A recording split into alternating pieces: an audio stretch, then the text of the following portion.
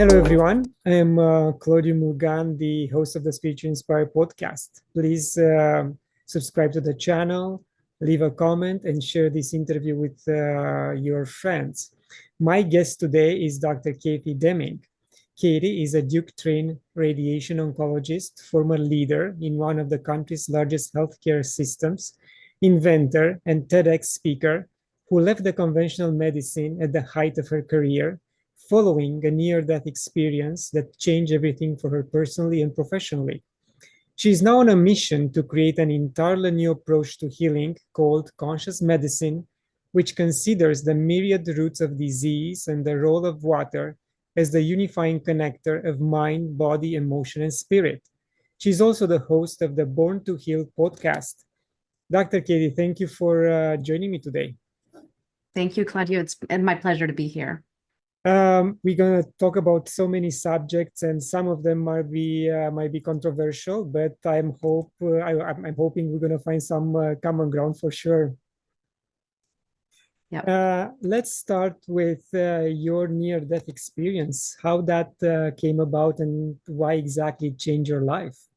Sure. And actually, so when we describe this, we say a near-death like, because the experience that I had was actually not a near-death experience. It was called a shared death experience, which for your listeners or viewers who are not familiar with that, that is something that is similar to a near-death experience, but happens to persons who are at the scene or connected to someone else who transitions. And I knew nothing about this before it happened to me, but it often happens to healthcare professionals or emergency personnel who are at the scene when someone dies. And basically, what happens is the person who is in the presence of the person who's dying, it has the similar metaphysical experience of the light and the love and, the beauty that people who have near-death experiences, but they didn't actually die themselves and come back. And so this happened to me in the fall of 2020. And what's different about my experience is that most shared death experiences happen where the physician or the healthcare professional is actually physically with the person when they pass. But mine was different because it basically happened to me in meditation. And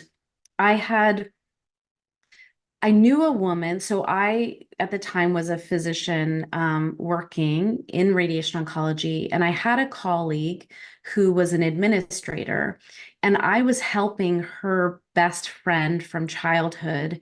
I was basically helping my friend, who was an administrator who worked with me, help her friend who was dying of breast cancer. And her friend was in her early 30s and had a very aggressive form of breast cancer. And I was helping my friend, coach her through how to support her friend. Her friend's name was Misty, and basically helping make sure Misty's wishes were honored and also help my friend cope with the loss of a very young friend. So in your early 30s, you don't have experience, losing people who were, young. And so I was helping her through this process. And what happened is that I knew that Misty was near the end of her life, but I didn't know exactly, where she was at. I had spoken to my friend probably a couple weeks before. And one night I was in meditation and I had a woman's voice come to me. And what she said was, I can't leave, but it's not because of me, it's because of them. And instinctively, I knew in the second that she said it that she was dying and that she was talking about her friends and family that she couldn't let go because of them. And I don't know how I knew that. I just knew that in the moment. And so I said to her, yeah, I've taken care of over 5,000 people with cancer in my career, and about 40% of my practice was palliative. So I've been around a lot of death and I've helped a lot of patients through that process. And so I instinctively just said to her, there's no rush, take your time. I will stay with you. You'll know when it's time and when you're ready. And so I stayed with her in meditation, and the meditation was probably somewhere between 30 and 40 minutes. And At some point during the meditation, I saw that this was Misty, that this was my friend's friend who I had been helping. And I can't tell you what happened through that whole 30 minutes, but at some point during the meditation, I started to feel her pulling up and away from her body. And I heard pops, like popping of strings, like pop, pop, pop. And I sensed a pulling. And as soon as that happened, it was like the sky above me opened up, and all of a sudden I was engulfed in just love and light. And she gasped and said, "Oh my gosh, I never had to worry. It's so beautiful." And she was gone, and I was just in this space of absolute love, light, that was ineffable. I have no words for what it felt like. It was just indescribable love and beauty. And I knew in this space that what is next for us is more beautiful than we could ever imagine. And this is actually the place of contrast. If people want to talk about like a heaven and a hell, I was like, whatever that is absolute perfection and beauty. And this is actually the challenging place to be. And so I don't know how long I was there, because time doesn't exist is the best way that I can describe it. But when I came back, I had no idea what had just happened. I was so confused because I hadn't been using drugs. I hadn't been drinking. I did not know, and I'd never had an experience like that in my life. And so I went to bed, and I did not tell my husband because I thought he would think that I was crazy. I went to sleep. And in the morning, when I woke up, I had a text from my friend. And the text was a photo of Misty. And it said, "Misty died last night, and I want to thank you for all your help."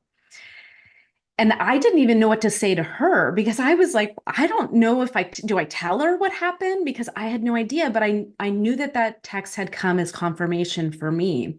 And so I said, "I know this is a weird question, but you mind telling me what time Misty died?" And her time of death was within 5 minutes of me coming out of meditation. So all of that was confirmation for me that what had happened actually was something. And what happened after that was that I had known starting in about 2019 that something was off in my career as a radiation oncologist. I had sensed that I wasn't supposed to be doing that, that I was meant to do something different. But it didn't make any sense because I had trained my whole life to become a radiation oncologist. I didn't have my first job until I was 32. But I had this like just inkling that something was off, that I wasn't doing what I was supposed to be doing. And I had these conversations with my husband at the time. And he was like, "Maybe there's something wrong with you, because you're great at your job. You have a meaningful job. You treat cancer. I mean, people say like, it's not like I'm curing cancer. And here I was, this is my job." He's like, "It doesn't make sense. You have a meaningful job. You're good at your job. It's easy for you. You make good money. You have a nice lifestyle. Maybe something's wrong with you, because if you're not happy with what other people would think is like everything you could ever want, maybe there's a problem with you and you're not going to be happy with whatever you get." And so I had internalized that for a while in 2019. And then when this happened, I just knew. I was like, okay, now it's clear. I need to go. I don't know what's next, but I knew that I needed to make the transition out of my current career as a radiation oncologist. Yes, thank you for being so open about this experience and what your thoughts were after the event. And there are so many things to unpack. And I will add something on top of what you said, that you didn't take drugs, you didn't drink. And also, I will say you didn't have the training from school to identify such moments, because the medical school won't teach you something like this. So of course, unless you are so passionate to read outside the curriculum on your own, you won't identify this event as a shared or near-death experience, whatever that experience is. So you are left on your own pretty much. And also, I think you are one of the few, I don't have the statistics, but I think you are one of a few oncologists who somehow cross the line on the other side. And I would like to know, are you still practicing oncology with this new mindset? And how do you approach your patients and with this new mindset and this new experience? Yes. So it took me a few years. That happened in the fall of 2020. And then I ended up actually resigning from my position in the summer of 2022. And the reason why it took me time is one, recruiting doctors into oncology positions takes time. So I wanted to make sure that my clinic and my colleagues could replace me. But then the other piece was that my husband was not supportive of this decision. And I knew that I needed to leave, and I knew that I couldn't just jump into some other training and do some other, type of medicine without taking time, because what this event did for me was clarified what wasn't right, but it didn't give me the answers to say, all of a sudden I saw this is the way to healing. It just told me what wasn't right for me. And so I knew that I needed to take time off to explore what healing really is. And I also knew from after that, I had this sense that I had studied what makes you sick. So everything in medical school that we're taught is taught through the lens of pathology. We're taught what goes wrong in the body and how to use medications, or in my case, radiation, to deal with that. But I was never taught what creates true health. And what does it look like to be truly healthy? And so I had decided to leave and take time to really research, what does it mean to be healthy? What creates true health in the body? And so starting in 2020, I started doing this other research. And then I also started to explore all of these different ways of healing, because I realized when I started to open my eyes, there was so much that I hadn't been taught in medicine. And I started to research the impact of emotional trauma on the creation of illness in the body, the role of our mind, and spiritual aspects of healing. And the thing that I came to was that any kind of healing requires a holistic approach, which includes physical practices, which is, most of people understand that, but it also needed to include emotional, mental, and spiritual practice as well. And so I spent a few years really diving into all the different areas. And then eventually in the fall of 2023, I launched an integrative practice that was focused on combining physical, mental, emotional, and spiritual practices into the healing of cancer. So what do you think is the reason now, because you're inside now and you are outside, what's the reason for the medical practice and for the universities and for anyone which is in decision maker in the medical field not to integrate a more holistic approach to health? Because in the end, we have to find the root cause and then treat it, not just treat the end result. Sure. Well, I think I'm going to start with the statement where you said, inside the system and outside the system. One of the things that I couldn't see until I got out and actually quit, I think actually quitting was one of the best things that I had done, because in addition to practicing radiation oncology, I was also a healthcare leader. So I had designed, led, and run cancer services end to end, from prevention, screening, diagnosis, through treatment and end of life or survivorship. So I really had a broad understanding of the way Western oncology worked. But it wasn't until I left that I could actually see what it was that I had been in. It's almost like they say, when you're inside the bottle, you can't read the label on the outside of the bottle. So now that I'm outside the bottle, I see that the label on the front of the bottle is that this is about illness and using medication. So the whole system works exactly as it's designed. It works as it's designed, and it is designed not to treat the root cause, not to get people truly well, because there's not money in that, right? The things that make us well are often not that expensive and don't require us taking medications for the rest of our life.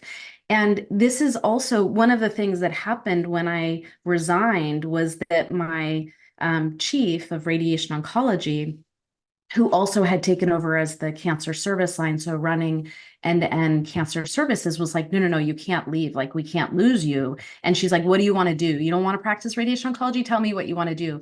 And so I told her I wanted to do integrative medicine, but I didn't want to do it kind of the way that it's been like kind of cookie cutter that I've seen in other traditional health systems. I really wanted to address this idea of root cause and get under the problem. And so she was like, let's create a business case, present it to the administrators to see if we can get support for a salary to pay you to do this. And ultimately, we spent several months building that, and ultimately the administrators didn't fund it, which I think was also a good thing that didn't happen. I think all of this was synchronistic. It happened in exactly the way that it was meant to happen. But it's like, I don't think that integrative oncology plugged into the conventional Western medical system is ever going to solve the problem, because the incentives that drive Western medicine are contrary to a true healing and creating wellness. I think those two things are kind of contrary to each other. And people do it, right? So there are cancer centers that have integrative approaches, but as you start to understand how the body heals, especially with cancer, if you think about cancer, you've got an imbalance of toxicity in the body, whether that's physical toxicity of, let's just say environmental toxins or emotional toxins or mental toxins. You've got toxicity in the body, and you've got a lowered immune system, right? Those are the two things that are happening when you have cancer. Well, what happens when you give chemotherapy or radiation? And basically, you have an increase in toxicity in the body. You're adding toxins to the body, and you're decreasing the immune system. And when I started to understand that, I was like, I do support people who are having conventional therapy, because if people are having conventional therapy, there is a benefit of adding all this stuff, the kind of holistic approach. But it's then after they finish treatment, it's like focusing on detoxifying that and getting that all out of the system. And so I think that there's this underlying premise in Western medicine and oncology that is counter to the approach that I now am understanding is the way the body heals and the way we create health. Yes, and I really, really appreciate your honesty and the fact that you put everything forward. And I would love to see more oncologists listening to you and to this interview, and give a second thought of what they're doing. And I'll give you an example. Last week, we lost a very close friend to brain cancer. He fought for 3 years. It was very aggressive. But we saw him like a month after the first surgery. He was very disoriented. He needed help to move around. And then his wife was able to get some organic CBT and gave it to him. A month later, he was a changed person. He was walking by himself. He was able to go down the stairs. He was talking. He was making jokes. He wasn't fully functional, but at least with CBT, which wasn't given by the hospital, he was administrating that substance while the doctors were looking on, the other way. So she was able to maintain his awareness and his certain level of health for a number of years with that. In the end, the cancer was much more aggressive, but it showed that if you use something which is not part of the procedure, the medical procedure can also help. And I'm not a medical practitioner. I've never studied the medicine, but doing my interaction with previous guests and what I'm doing my own research, I can name 4 or 5 methodologies that can, let's say, fight cancer, like hyperbaric chamber, oxygen therapy, sound therapy, energy healing. So I don't think any doctor, oncologist in this particular case, is willing to look at any alternative methods. Am I right? Well, I think the reason why traditional oncologists are not as open to these other healing modalities is that they are not taught anything about it, right? They are taught a specific system, and then also they are indoctrinated into a very hierarchical way of thinking, and that you always are just looking to the peer-reviewed, randomized data that is done by the it's basically big, large trials. And the problem is that there's not money in these other modalities to do these big trials. So then they poo-poo it, but it's not because there's not validity there. It's just because it doesn't fit into the system that they've been not only educated into, but conditioned into, really conditioned into thinking a very specific way. And I think that more doctors are open to like diet, but like brain cancer is a great example where with a metabolic approach of using a ketogenic diet, basically people can arrest their cancer with that. And I think doctors are starting to wake up to that, but even that, there's not big studies because there's not a lot of money in that. And so one of the things that I have is a lot of compassion for the doctors, because I don't think it's the doctor's fault. I think all the doctors that I know went into medicine because they wanted to help people, but then now they've become a product of a system that they didn't even know that they were signing up for. And so then it's like you have your blinders on, and this is what you know. And then also it's kind of scary because it's a wide, wide world. I mean, one of the things that I've learned from moving from the conventional space into the holistic, alternative, complementary space, whatever you want to call it is a confusing world out there because there isn't the data, and because one practitioner says this is the absolute answer and another person says this is the answer, and they're completely contrary. It's like, how do you even know where to start and how to evaluate it? And that's been one of the things that I've recognized is it's confusing to kind of sift through all of the possible options that are out there. Yes, and to me, if a doctor is successful on fighting a specific disease, cancer in this situation, I know with, let's say, 90% or 90%, 95% certainty that the government will go after the doctor. And the point in case is Dr. Brzezinski from Dallas, I think. He had a very successful practice. He was healing 90+% of his patients, and they took him to cleaners, like the government. They, lawsuit after lawsuit. In the end, I think he won. But if you go through this type of ordeal and energy dissipation, and at the end you say, you know what, forget about it, I'm done with it, because they're going to find something else to come after me. So there is not even a desire to help the doctors who develop new methodologies, as you said. Yeah. Yeah, well, and you bring up a good point, because by one of the things of going outside the system is you're unprotected. And not only are you unprotected by the system, you then become a target, because the system is designed by very powerful entities that are making a lot of money off of this structure. And when you have people who are demonstrating and actually maybe doing the research and having the results, that those people become targets to be taken out because they don't want that out there. Yes, you're right. And something else bothers my mind, and I cannot, comprehend. You guys, doctors in general, are very smart people. You learn a lot. You work hard to get where you are these days. And you just mentioned that out of the 50,000 patients, 40% went into palliative care.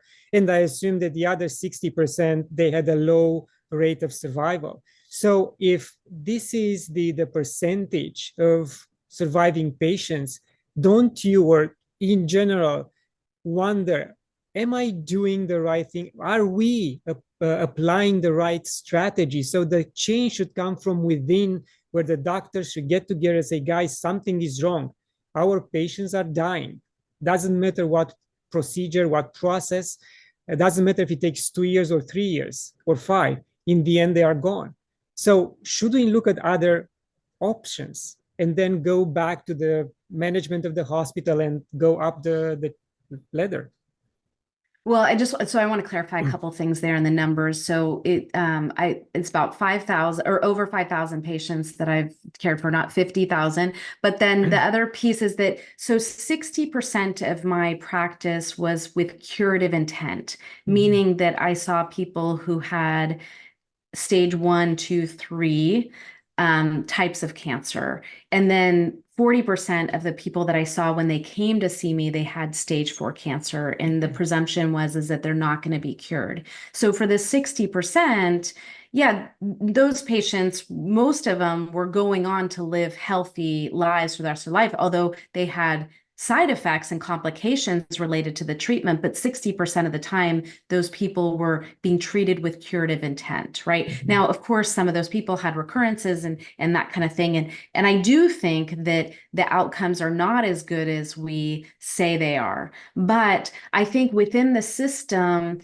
the doctors aren't seeing that. They're seeing advances with these new medications. We're making people live longer. People with stage 4 cancer, it used to be a death sentence. Now they can live for 5 years. Never mind, we're bankrupting the system by giving them medications that are thousands of dollars every month. And maybe they only live a couple months longer and sicker during the process. But I don't know that the doctors are seeing that per se, that piece of it. But I will say the part that I was seeing before I had that shared death experience, and this was that it came to me when I was at a meditation retreat, and I don't know when it was, like 2016 or 17. I was with a girlfriend who's a GYN oncologist, which is basically an oncologist who cares for people with gynecologic cancers. And there was this story, and it was a parable of the river. And in the parable, they described that there was a village that lived along the river. And one day there was a body that was floating in the river. The person was drowning. And so the villagers, sent someone out, rescued the body, and got them onto dry land. And then the next day there were 2 bodies floating in the river, and they rescued them. And then next day 4, and then 8 and 16, and so on and so on. It just kept doubling. And pretty soon this village was like expert at rescuing people off the river. They had like speedboats and all this like elaborate rescue equipment. And the village elders were praising the villagers for their amazing work rescuing all the people off the river. And I looked at my friend and I said, this is Western oncology, and we are the glorified rescue workers working on the river, just pulling people out. But I was like, what the heck is happening upstream? Why is everyone falling in the river? And then why, when I get them onto dry land, am I not talking to them about why they got cancer and helping them prevent it from coming back?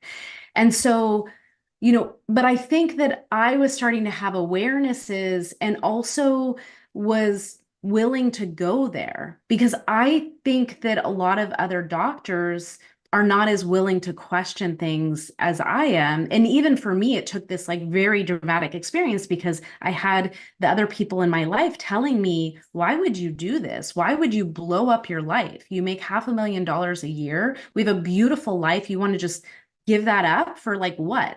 So I think that a lot of doctors, there's no incentive for them to question it.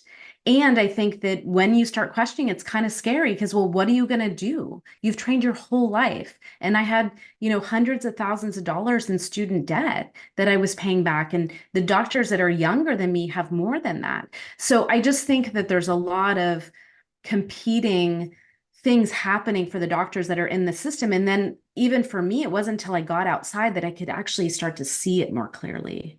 Yes. And because you just mentioned about your colleagues, are you considered the black sheep of the oncology by your colleagues? Well, so this is an interesting question. My colleagues haven't said much to me, but I think they're watching. The thing that I know is that people are watching, because I hear them say, oh, I saw, but they're not liking my stuff. They're not commenting on it, but I know they're watching. And the other thing, though, that I have in my career that maybe someone who just practiced wouldn't have is that I served at a very high level. And also I was always very forward thinking. And right before my experience, the shared death experience, in 2020, I had been nominated to become the national medical director for cancer care for the organization which I was in, which is one of the largest healthcare organizations in the United States. And in that position, I would have been responsible for 12 million Americans, cancer prevention, screening, diagnosis, treatment, the whole thing. And in the end, I made it to like the top two. So it was me and another woman. And ultimately, she got the position. And I knew that also happened for a reason, you know. But because I had that experience, and also I was thought of as someone as kind of forward thinking, I think the colleagues are kind of intrigued because they know in other ways I had been ahead of what we had been doing, you know, and looking ahead. And so I think that I think I make them all nervous. I do think that that's true, but I also think they're watching. And that's part of why my podcast, I have a podcast called Born to Heal. And I had launched it back in, I think it was 2021. And I did short format to like help people with cancer, you know, with mindset and these other things, emotional processing and managing fear, and had done that. But I just brought the podcast back, and I'm intentionally using that to bring other health professionals along with me. And in the beginning, so I just launched on February 13th, and the first couple episodes are me sharing my experience of why I left, and then walking through that, you know, process of leaving, which was kind of messy, to be honest. And then now I'm bringing on experts because I'm a student. Like, but I'm a student in a totally different way. And so like Gerald Pollack was my first guest.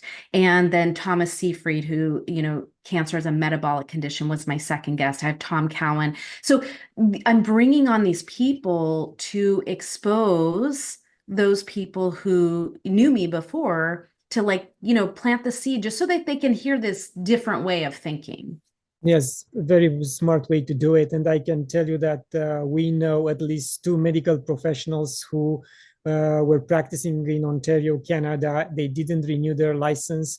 One of them moved out of the province because more procedures which were healthy and beneficial to their patients were forbidden pretty much. And they found loopholes to be able to practice, make a living, and support their patients. So there are doctors like you and medical professionals like yourself who are not willing to bow to the system, and they will find ways to practice and again support their patients.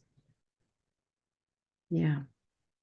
And now let's expand onto what you consider the conscious oncology practice. Yeah.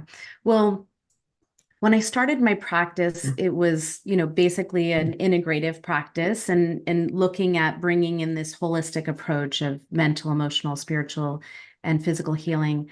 And but I came across Gerald Pollack, Tom Cowan actually, and Gerald Pollack's work, and the two of those things together brought me into the science of water. And when I had first launched my practice, I knew you needed this comprehensive approach, but I didn't know why. I mean, in some ways, you're like, okay, well, of course we need these other approaches because not only do we have a physical body, but we have a mental, emotional, and spiritual body as well. But there wasn't like a science that I could unify all that, where I was like, okay, this makes sense to me why we need this. But when I started to understand the fourth phase of water and Gerald Pollack's work, and then what Tom Cowan writes about in Human Heart, Cosmic Heart, as well as Cancer and the New Biology of Water, I started to see how water is the unifying science. That when you understand the fourth phase of water and the way we're intended to hold water in our body and the inputs that affect the water in our body, it gives an answer for why we need all of these things. Because the physical things that we do, right? The water that we drink, the food that we eat, the connection to the sun, to the earth, to other beings, whether they're other humans or other animals, those affect the way we hold our water. And we need those inputs. We're designed for those inputs. And then emotions affect our water, and our thoughts affect our water, and consciousness affects our water. And I didn't know that I was cleaning up my water. Now I think of our bodies as a body of water. And that's like, we are walking bodies of water. 99.9% of the molecules in our body are water. And as what I had been doing, the practices that I had started doing were basically cleaning out my water. And what I found was that the more I cleaned out my water, the more I became a clear channel for higher levels of consciousness. And this was one of the things that ties back to that shared death experience. I didn't know what had happened to me. That was another thing where I was kind of confused. I'm like, I know I'm different, but I don't know how I'm different. I don't know what happened and why it changed me. But when I was reading David Hawkins' work and his book, Power versus Force, he talks about how people who have near-death experiences are just bathed in super high frequency when they go through that experience. And it tunes them in a different way. And so I realized that I was tuned already to the information, but as I've cleaned out my water, it's helped me become a clearer channel for higher levels of consciousness. And that's why I don't use the term integrative oncology, because I use it because it's like what people think of as a holistic practitioner, someone who moves from Western oncology, as an oncologist into an alternative space. I think it makes sense saying integrative oncologist, but the difference that I make from my practice to a traditional integrative oncology practice is integrative oncology can mean so many different things. You could just focus on diet. So you could just do, metabolic approach to cancer, and that's an integrative oncologist. You could just do mindset work, or you could just have, supplements. All of that is considered integrative oncology. To me, conscious medicine and conscious oncology is looking at the unifying science of water and recognizing that you don't just need one of these inputs. You need all four of them, and you need all of them working together to help people become whole. And in doing that, they also are going to wake up to be better tuned to truth for them. I don't know what the truth is. And the one thing that I know is, like, the more that I know, the less I know, but it's like people become more resonant to the truth for them. And that's what I want to help people find, is their truth, so that they can live a life that's authentic to who they were born to be. Yes, and just to disclose, in fact, water is the common element who brought us together on this interview, because you realize that I wrote 2 books about water, and in fact, Dr. Gerald Pollack was gracious to write the foreword to the anthology I edited and published back in 2022, Love Letters to Water. And he mentioned the exclusion zone, which is the 4th stage of water, and he talked to you about that. So if you have to summarize it, how would you say that the easy water will help with, let's say, prevent cancer or cure cancer? Sure. Well, do you mind, can I just explain what exclusion zone water is Please. for your listeners? Okay. So the studies that Gerald Pollack did that really describe this he took a beaker of water. So you can imagine like a big bucket of water, clear bucket of water, and then he suspended a tube in the water, and the tube was open on either end. So you can imagine like a test tube, but it's open on either end, and it was suspended horizontally in the water. And what he found was that the water started moving through the tube, which doesn't make any sense, because you're like, well, there's no battery or power source connected to this beaker of water. How is the water moving? And then when he put the beaker of water in a lead box, the water stopped moving. And ultimately, what he found was that what was happening is that the tube of water, the tube that was in the water, was a hydrophilic surface, just meaning water loving. Hydrophilic just means water loving.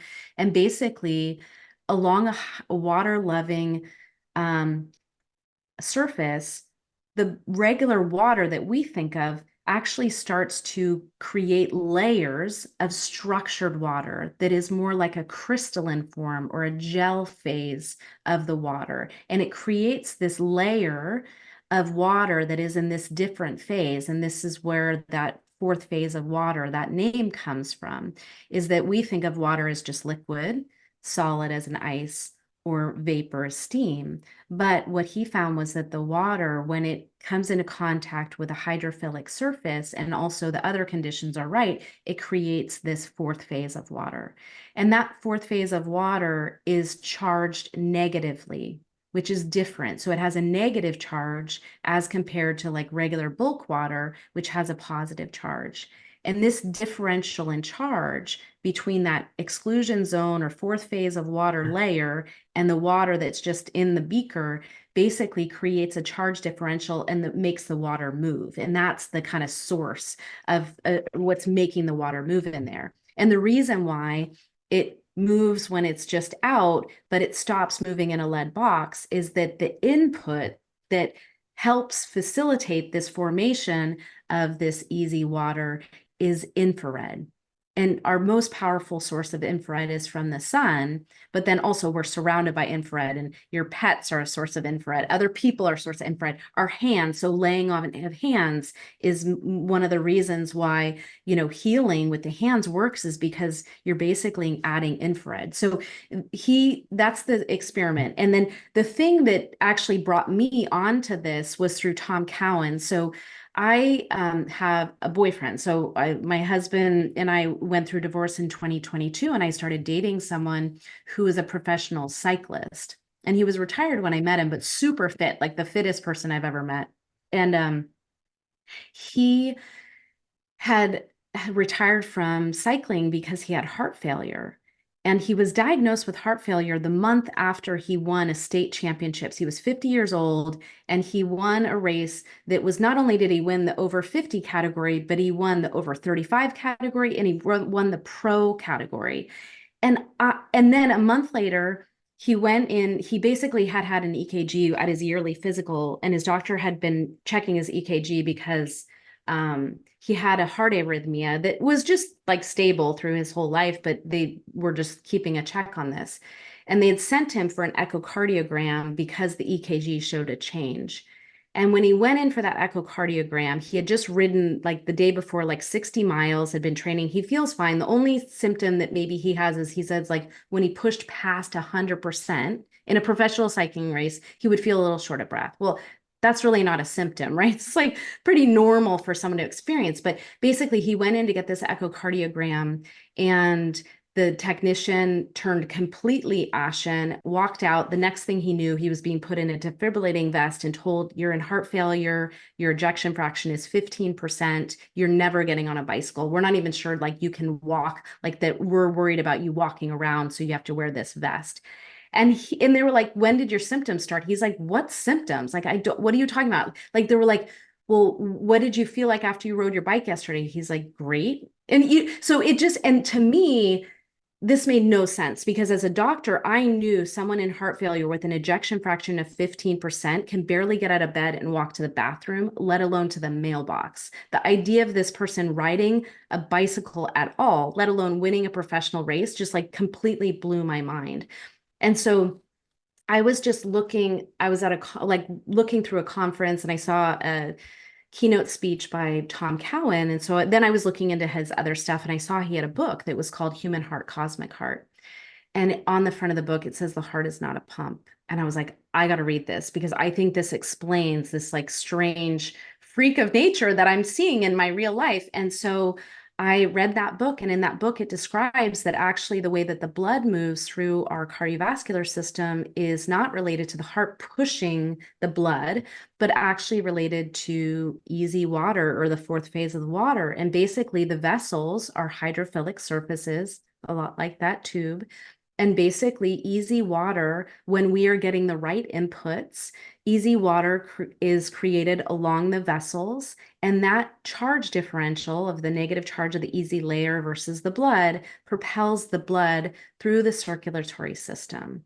And when I read that, it just made so much sense that I was like, oh, I get it. And then the heart is more of a vortexing mechanism than a pushing. And this makes sense because blood vessels, like in the capillaries, which are the smallest blood vessels in the body, their diameter is the same size as the blood vessels. And if you think about it, if the heart was really pushing, this through the blood vessels. Number one, your heart is up here at the top of the system, right? And then the blood goes out into the aorta, into the arteries, the smaller arteries, into the capillaries. And then it basically stops in the capillaries to offload oxygen and then take up the toxins.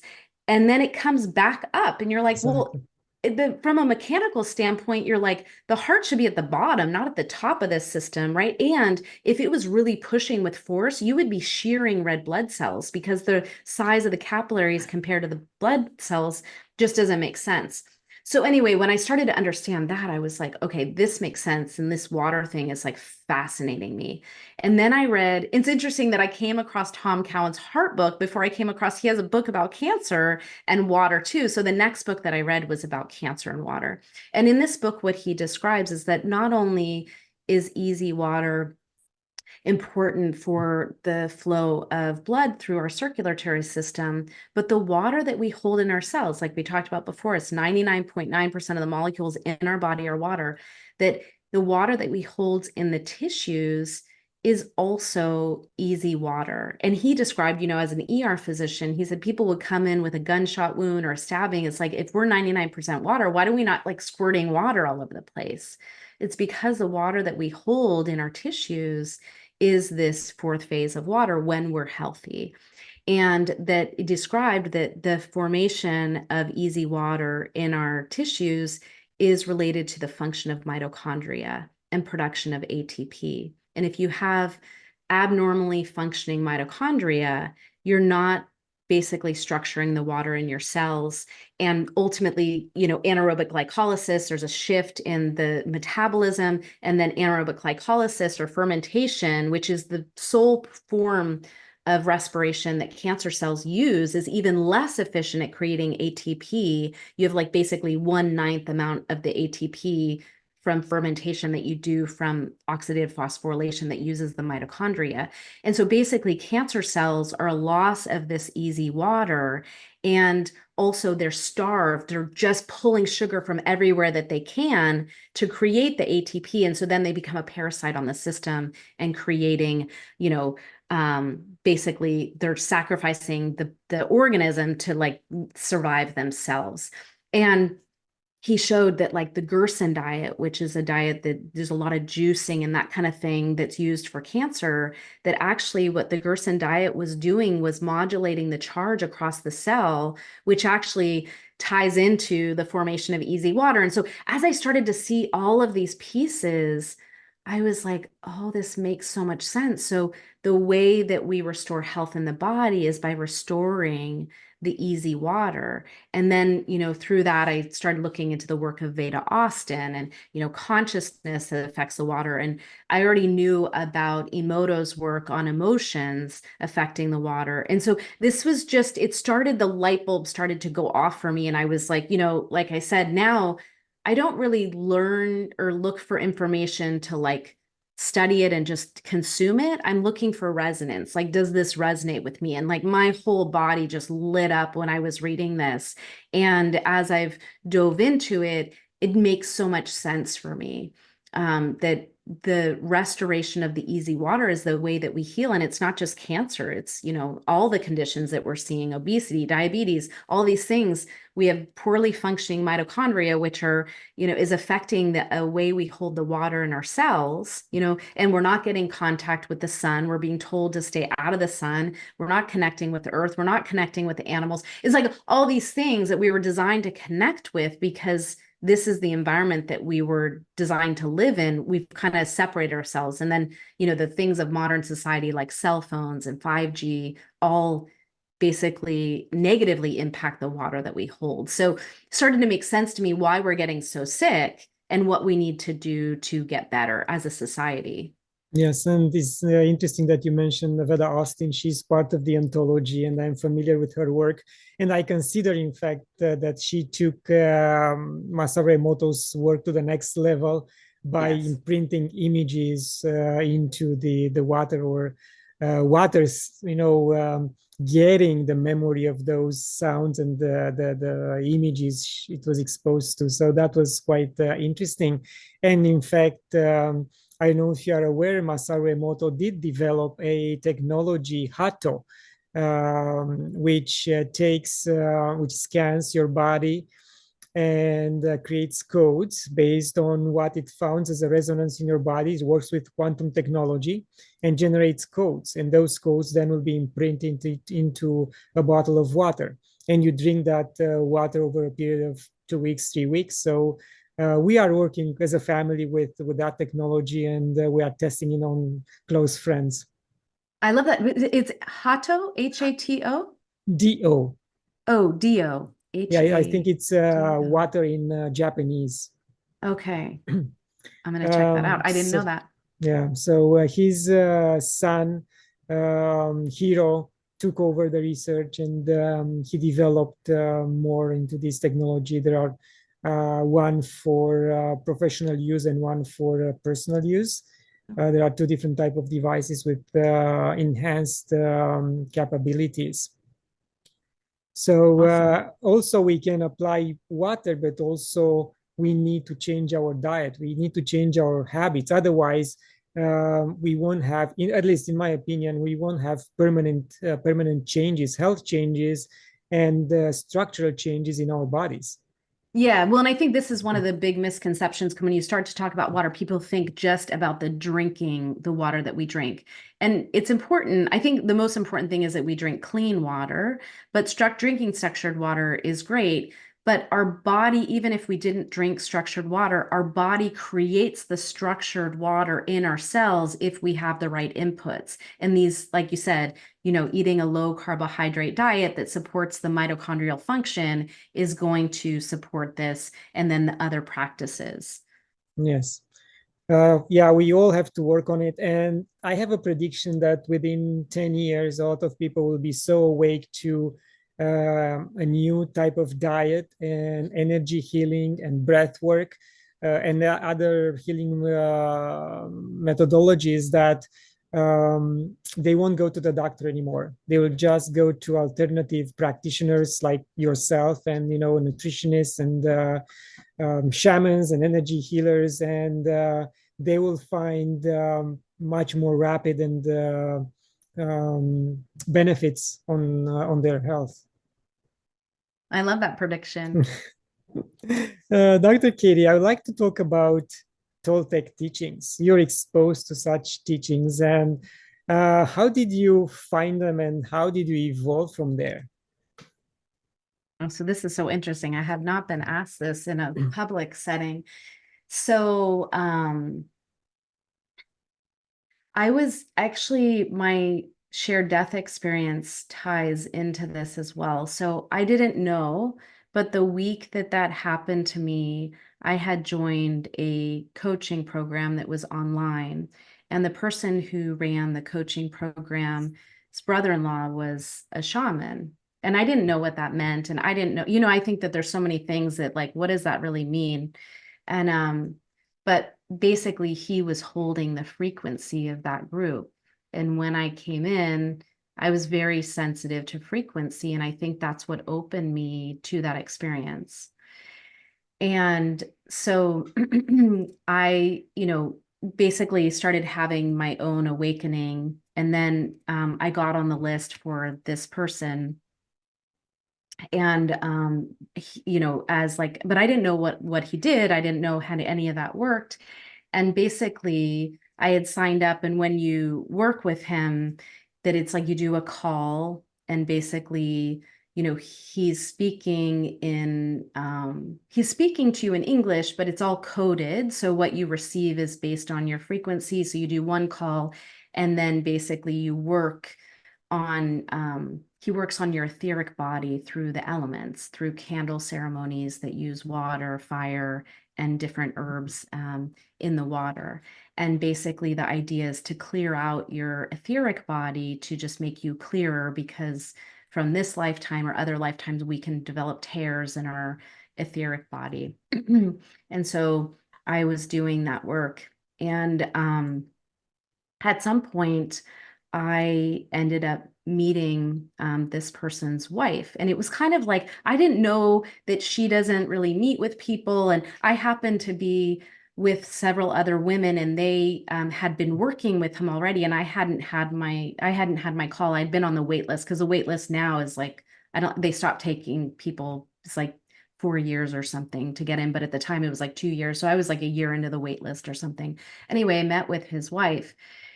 And when his wife sat down to start talking to us, all of a sudden I could see coming through her, like it was almost like a panther, but it was like male energy just coming through. And it was like a male talking to me. And I felt the love of what was I experienced during my shared death experience. And after that experience, after, she talked for a while, and then I was like, okay, this person, and I hadn't had my call yet. This person is not like the rest of us. This person is holding a frequency that is just like what is outside of this veil and this reality. And so I knew that this person was someone very different from anyone that I had ever encountered. And then ultimately I had my call, and normally people don't meet with him in person. There are very few people who meet with him in person, but ultimately I ended up meeting with him in person and apprenticing and mentoring in person. And this person is, if you're familiar with the Carlos Castaneda books, Yes. Carlos Castaneda wrote the books about Don Juan, Teachings of Don Juan. And this person, well, let me explain. The Carlos Castaneda didn't write those books. And I think a lot of people sense that, the first 4 books were very on point, and then Carlos started, they started to not all make sense with what the initial books had in them. And then he was doing some weird things that, were questionable, that didn't fit with the things that if he had really been that apprentice. And what I learned was that this person that now I was interacting with was actually the person who was the apprentice of Don Juan, and that he had sold, that actually the apprentice, all of that stuff he had written, his experience of apprenticing with Don Juan, but it was when he was like 12 years old, between 12 and 14 years old. And Carlos had said, nobody's going to believe that a 14-year-old went through all of this, eating all of that, plant medicine and doing just all that crazy stuff. Like, no one's going to believe that a child experienced that. And so Carlos made himself the apprentice in those books. But this is the way shamans are trained, is when they're, 13 is basically, they're experiencing all this stuff, and they are trained by a benefactor.